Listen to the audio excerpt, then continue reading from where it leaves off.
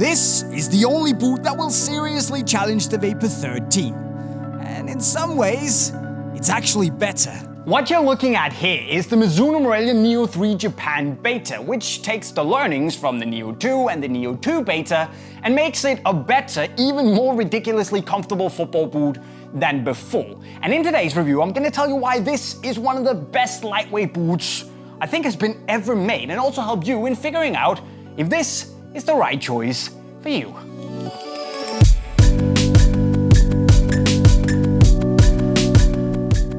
The Morelia Neo II is a tough act to follow in terms of fit and comfort, but Mizuno have aimed to make the Neo III even more barefoot-like with a new, slightly more roomy shape, a mesh midfoot, and a knitted collar. Those of you who tried the Morelia Neo II will know that it was a rather tight-fitting boot, but when you step into the 3 Beta, you immediately feel more free. There's simply less stuff squeezing your toes, and because Mizuno made the toe box a little bit higher than before and also used some of the finest ultra-thin K-leather around, the boot simply takes very naturally to your foot, as if it was the most obvious thing to do in the world. So when your toes move, the leather just moves with it without any restrictions. And adding to that barefoot-like free sensation is the Betaknit collar, which is supposed to eliminate any rubbing and chafing you would previously get from the stiffer, harder synthetic materials that we saw on the 2. Again, giving you the sensation that the boot isn't squeezing your feet in any area that it isn't supposed to, and it just kind of flows naturally into the shape of your foot a lot better. And that sensation is extremely comfortable because you just feel less that the boot is actually on your feet. Would I call that barefoot-like?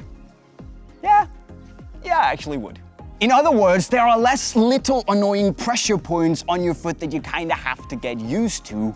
But just because it's a more barefoot-like and free and sipping coffee on my couch in my underwear comfortable kind of way, it doesn't mean that the boot now feels more clumsy, because Mizuno have actually managed to maintain an impressively sleek fit, but also very good lockdown thanks to a tighter heel fit, but also because you got an extra deeper lace hole if you prefer to have a little bit more hold from your laces themselves. But also, to get the best possible fit, you need to go down half a size, because if you don't, you're gonna lose out on, let's say, 80% of all these little improvements that Mizuno have made. Now, in terms of durability on the Neo III Betas, the leather doesn't seem to overstretch, which I also didn't expect it to. And also, in general, the durability is very good, like we've come to expect from Mizuno, just holding up better than most other football boots out there. And that extra quality is also partly what you pay a little extra for.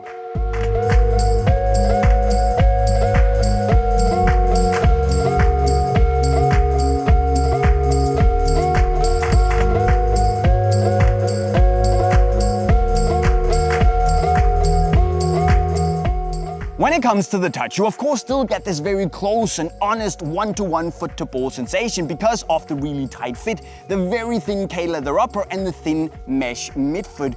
But you also have that very elegant leather refinement compared to also thin boots like the Vapor 13 or the X19.1s.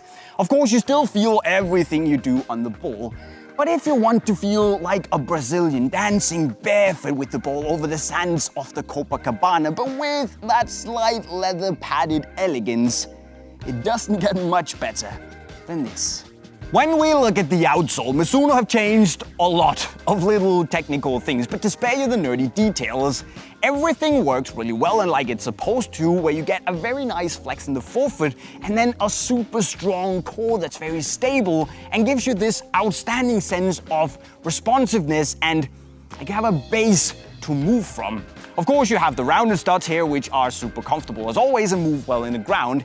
And because they've been made stronger and more durable, well, if you play on AG, they're actually gonna hold up a little better than before. But the sole plate is sadly also what's holding the Neo III back from unleashing its full vapor-bashing potential. Because being a lightweight speed boot, I just want more aggressive traction in the ground when I'm pushing off, and also generally a slightly more responsive sensation, because yes, the midfoot is good, but I just want more. And that's a shame, because honestly, the Neo III Beta is as good as the Vapor 13 and dare I say even better in some areas, but when it comes to feeling raw and speedy and very hardcore in that area, the studs just let the boot down. Again. And also, it's obviously not the most protective thing in the world, but I guess that if you made the choice to buy a boot like this, it's a sacrifice you've already made in your mind. Anyway. With that said, the Morelia Neo III Japan Beta is still an extremely well-engineered and wildly comfortable masterpiece. And if you're into that lightweight barefoot feel, this should be the first boot you look at.